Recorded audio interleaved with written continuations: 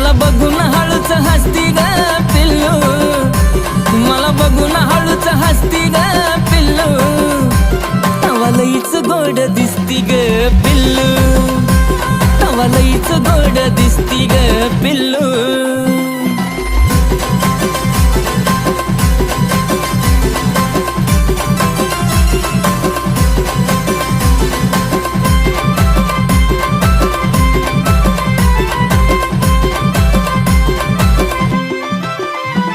अशी नागमोडी केलेली केसाची बांधणी, जणू स्वर्गातून उतरली शुक्राची चांदणी.